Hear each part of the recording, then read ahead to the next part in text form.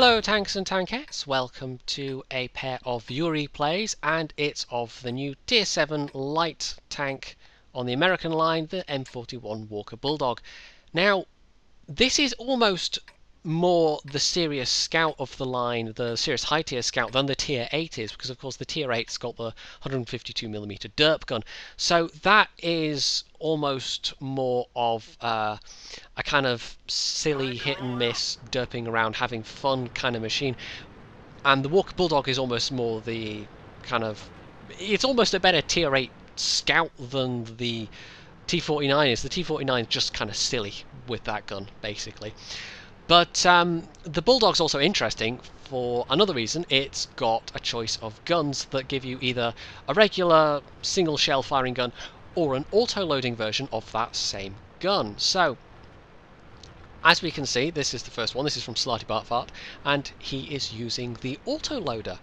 Now the thing about the autoloader is it has a big clip but also a very long reload time. It's almost French heavy levels of reload. It's just over 30 seconds. So it's much more of a gun where you would be concentrating on doing damage, I suppose. And it's got all of the problems that obviously an autoloader has, in that you have to be able to run away for long enough to reload that clip, and also, like many autoloaders, in fact I think like all autoloaders, it aims slightly slower than you can unload shot to shot, so you can't just hold down the left mouse button unless you're really close range to somebody.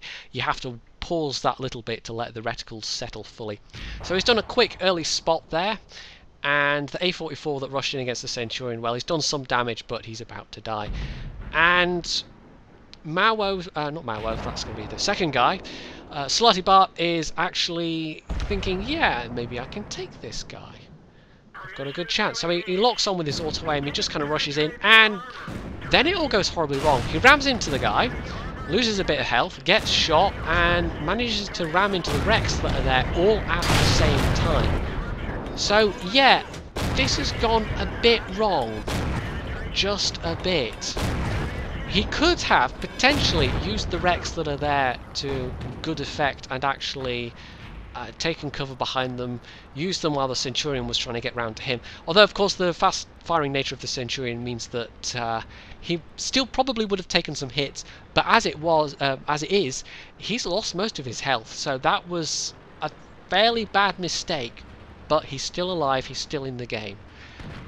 So our team is pushing this flank. We've got a bunch of defenders on the other flank, although it looks like the other flank isn't doing so well. However, Slartibart is going to come up round behind these guys. He's going to flank and basically play this as you would play a medium tank, really. I mean, this is what you would try and do in a fast medium. You would try and get up behind these guys that are defending, because they are then stuck. They're being attacked from all sides, and that means we've got this flank, and potentially we can then cap. The other flank, however, has basically collapsed. They've just been utterly overpowered. Now this is where the autoloader is going to be good for this kind of situation, where you can just sit behind somebody and unload that clip, and this guy just is so screwed. He can either go out forwards and be shot by a bunch of things there, or he can stay where he is and get clipped by Slartibart, and yeah, that's exactly what's happened. He's just taken that guy for all of his remaining hit points. So that's where the autoloader is really, really good for that kind of situation. It's more a gun about doing damage. It's possibly the gun you want to go for if you're going to be more focused on playing this as a kind of almost like an autoloading medium tank. Obviously you don't have the hit points, but you do have the speed. As you can see, we're doing 72 kilometers an hour there. This is one of the faster vehicles in the game.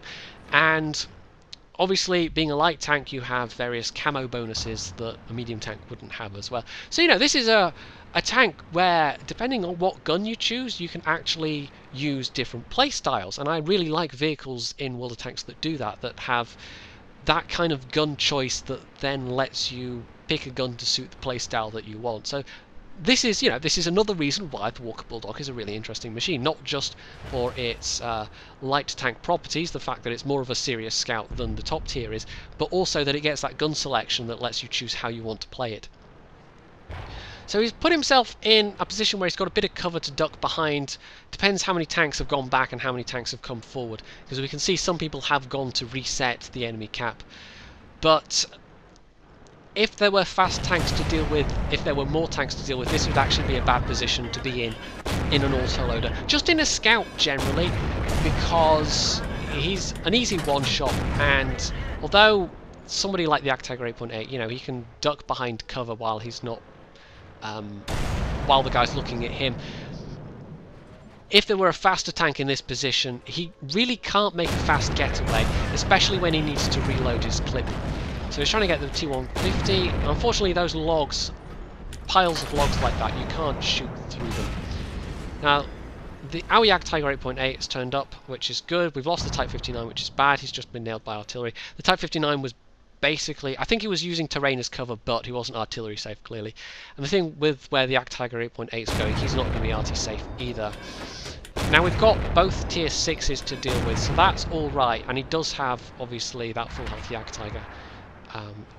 Who's just been set on fire, unfortunately, so he's lost a chunk of health. Now, I don't know why that guy was going in the open. He's not going to remain full health for long, but he does have that guy there as well, who's attracting fire, so he can pop out and do some damage. And he's done 2600 nearly already, so that's why I reckon this gun is better for this kind of damage dealing. But you have to be, I think, if you're going to use this gun, you have to be confident in an auto-loading tank already. You have to be familiar with, say, the other, you know, the American auto-loading line or the French auto-loaders. You have to be aware of the kind of playstyle that requires. So as we can see, the Actiger 8.8, he now can't get to artillery cover without being shot in the side by the KV-85. And where he is, he can also be shot by artillery. So he's put himself in a really bad position there. Unfortunately, the guys that were in the south that were trying to cap, they've all died to the people that went back to defend. Our Super Pershing has gone AFK and is being killed by the T-28 Prot. So, yeah, 10-12. It is not looking good. 10-13 now. The Actiger 8.8 is probably not going to last that much longer either. There's the Prot down there. Now, I'm not quite sure. He could try some blind shots there, but at this range against the T-28 Prot's frontal armour, probably not going to work out very well. So, yeah, there we go. There goes the Actiger. Slartibart's got a choice here. He can go looking for them, and they might be grouped up, in which case, yeah, that's bad. We don't know what the health of some of these remaining guys are either. The T-34 and the T-26E4 Super Pershing are an unknown quantity in terms of their health. The KV-85 and the T-28 Prot, however, we do know their health, so that's fine. The Prot still has a lot, but if Slartibart gets a chance to get behind that guy, he can just clip him really easily, because the Prot can't get its turret all the way around. So that's fine. He just needs to be able to flank the guy. He's definitely got the superior mobility. You know, this is still doable. The fact that he's got an autoloader in this situation is possibly actually better than if he had the single shell gun, the regular gun, because if he can get people to fire at him and miss, he then can just sit and clip them. Artillery is actually the biggest worry right now. So as the KV-85 is just trundling out forwards into the open, and I don't know, well, he will have spotted Slartibart now. Yeah, there we go. I don't think the view range on that thing's particularly great, but it's good enough to see somebody at that distance. That's less than 300 meters now. So Slartibart is just going to peek up over this side, hope that the KV-85 is looking in the other direction, and he is. And that wasn't fully aimed, so that's good. And there we go, he's down. Going to go for a reload. If you get the chance where you think you've got a breathing space, you know, this is what you do in an autoloader. You reload your clip. And it's less of an issue with, you know, obviously French heavies, French lights even, they don't get that many shells in a clip. I think the most any of the French autoloaders get is 6. But generally speaking, if you've got 1 or 2 shells left, then yeah, you go for a reload. You know, if you know that nobody's gonna come round and see you in that interval. Although, of course, sometimes that can go badly wrong. So the Super Pershing is a one-shot. He just auto-locks on and pops out and kills him. That's good. He's only got 1 gun facing him directly now, the T-34. And crucially, he can clip the T-34, potentially. if he doesn't miss all of his shells. And there we go, artillery misses. The thing with the artillery is if it gets close to him, you know, he's got a few enough hit points that he's going to die.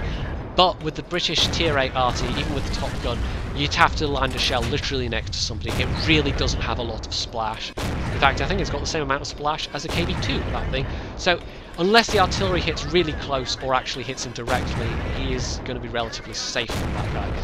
And there we go, he actually clips the T-34 for over 1200 damage. That's the power of the autoloader right there. And there's the enemy artillery. That's quite nice that the enemy artillery's come to him. So that's a Top Gun, by the way. Nearly 5,000 damage done. He can do this. He really can. I mean, bear in mind, he's been driving around with, like, 246 hit points for the vast majority of this battle. He made a big early mistake with that Centurion, and he made what potentially might have been a mistake with going to that that defensive spot when he came back to the cap, but it didn't really matter as it turned out. So it's gonna just, yeah, he's potentially, you know, if the guy snapshots him, then that will be really unlucky, but with the artillery having to take that kind of shot, your chances are pretty good that you can get them before they can get you. And again, the fact that he had the autoloader, that he could just unload at that guy, meant that his chances were pretty good. You know, if he'd been nailed by artillery, that would have been very unlucky. So it's now 1 versus 1. Him versus the T-28 Prot. And like I said, he just needs to get behind the Prot. And he has got this. Over 5,000 damage, 7 kills. I mean, this could be glorious. It really could. This is an ace tanker. You know, this has to be an ace tanker for sure. With this kind of level of damage and this amount of kills. I'm going to say this game, I'm not really spoiling anything, but this game is much more about the damage than spotting things. And it hasn't really been a scout game, it's been more of a flanking doing the damage game. Now, he's making a mistake here, and it's going to turn out to be a fatal one. Yeah. What he should have done is he should have taken the low path, he should have popped up, he should have spotted the Prot, because the Prot, unless he was really unlucky, Prot never would have snapshotted him. But no, he just drove right round into the open and the Prot was able to nail him, and this could have been a win.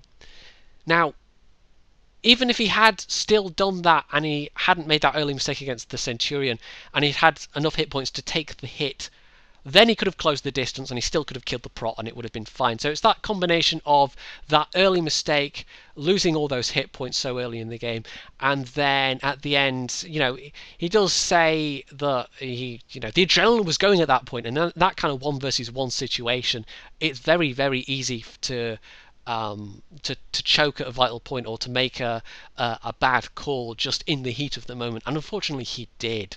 He could have popped up, he could have used the terrain, he could have spotted that guy, he could have used his mobility to get up round behind him because there was still time, and at that point it would have been a win.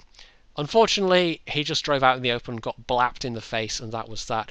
But it was still an ace tanker game on a defeat. He had a high caliber and a Top Gun. He did, let's see, 5,342 damage, 7 kills, not even 200, just under 200 spotting damage. So spotting damage didn't even come into that. And that was enough on a defeat to get him 9,000, wow, 9,000 would be good. Wow, 1,934 base XP. On a defeat. Can you imagine what that would have been on a win? That would have been incredible. I don't even know. Well over 2,000 XP. And that's the kind of amount of XP you need to get an ace on a Walker Bulldog. And to do that in a defeat, you know, he did kind of end up throwing the game, but he still had a really good score at the end of the day, and it shows what you can do with that auto-loading gun. So on to the next replay, which is going to be using the regular gun, and it's going to be a very different sort of match, but it's also going to be an ace tanker, so we shall see how that goes. Here we are, game number 2, and this is, like I said, from Ma-Wo, and like I also said, he's using the regular gun. Now, this is going to be a game much more about classic scouting, and there's a couple of factors going in favour of that. Mostly the map, but the gun also, I think if you're going to favour more of a regular scouting role, this is probably the better gun to use. Now, the speed on this, like I said, it's pretty good, so he's actually going to do what you can do on this map is going to get to an early spotting position on this west flank, and there's a decent amount of bush cover to use here for that kind of thing. And again, I didn't really mention in the last replay, but it's very, very good matchmaking. Both of these games are tier 8 games, and for a tier 7 scout, you know, that is very, very good matchmaking indeed. So they're both fairly lucky in that regard. So he's just going to go right up against the edge of the map. He's trying to get there with bush cover, but the Chiri spots him, and he guesses that the Chiri spots him, you know, and makes a getaway. And the thing is, if you see a tank like that, you know, he spotted these guys, but always assume that you've been spotted. Even though he has got Sixth Sense, he didn't wait for Sixth Sense to ping up before he started turning. He immediately turned and went down slope. And he actually uses the terrain fairly well on this map as well. That's something you have to think about when you're doing this kind of more active scouting style, is how are you going to make your getaway. And downhill is always by far the best. If you've got a slope to use, never try and make a getaway upslope, because that is usually going to be fatal. What you want to try and do is position yourself so that you can get away and accelerate to your top speed as fast as possible. And in the case of this tank, you know, that's a pretty respectable 72 kilometers an hour. So yeah, he uses terrain very well in this, and that's, you know, that's something that the new breed of fast scouts are very good at. Wargaming has tried to, with the new scouts, they've tried to bring back this kind of playstyle, because after they took out the T50-2, they really killed that fairly hard. But that definitely took something away from the game, and although the T50-2 was pretty overpowered for a tier 6 scout, we're starting to see that kind of playstyle has come back at tier 7 and 8, and you can see there he's just dodging madly. And the thing with people shooting at you from range, you know, spotted a bunch more people there, they're much more likely to miss you, so that kind of dodging and weaving becomes especially important. And again, if you're going downhill, it has a much more minimal impact on your speed, so that's a good scouting thing to know there. So I think he's got optics. He doesn't have binoculars like Slartibart had. Slartibart might have been carrying optics as well, of course. They don't stack these days, but they can be useful in different circumstances. But Slartibart never really got a chance to use them. Whereas Ma-Wo is much more, you know, he's going forward and he's spotting and he's withholding fire here. The temptation would be very strongly to actually just open up on these guys. But if you look at the distance counter, you see how far away they are. That's another thing to really pay attention to when you're doing this kind of scouting, is that although you may not have memorized the view range of every single tank, 320 meters, you know, if he opens fire at that point, he's probably going to get spotted. Whereas now he's back behind bush cover, and the Tiger II is over 400 meters away. So unless the Tiger II is using some kind of optical equipment, he really is safe to open fire at this point. And the fact is that he's got, you know, this is ideal for a scout, that you are in a forward spotting position and you've actually got people behind you making use of the intelligence that you're giving them. And that's one of the frustrations sometimes of playing scouts, is that you can be doing everything right as a scout and your team's just not making use of that information. But in this case they were. And oh, he just gets caught on one of the permanent wrecks there. But there we go, artillery, nice tasty target. It'd be nice if you can get the kill. Unfortunately, he's not going to. Somebody else gets it. But that's enemy arty out the way. 9-7, we don't really have control of the other side of the map, but as it turns out, it doesn't matter that much. Now these guys are much further away, 450 plus meters, so, or just about 450 meters, so he's really safe to open fire. He's not going to get spotted doing this. All the enemy scouts are dead. In fact, all the enemies with really good view range are dead, basically, so this is just an opportunity to rack up some damage and get a slightly better score. And even though, obviously, it doesn't quite have the burst potential of the autoloader, this gun still really has a good rate of fire. It's less than 3.5 seconds, and you can really output those shells at a very rapid rate, although some of these are unfortunately just, you know, going in the ground. It's maybe not the best sniper gun in the world, but for a light tank, you know, this is pretty good. So it's just opening up. He's done nearly 2k damage at this point. If you can get the kill, that would be nice. And we do seem to have won. I mean, we don't have the east flank at all, but we know where the remaining enemy tanks are for the most part. The Lurva is the only one that's unspotted.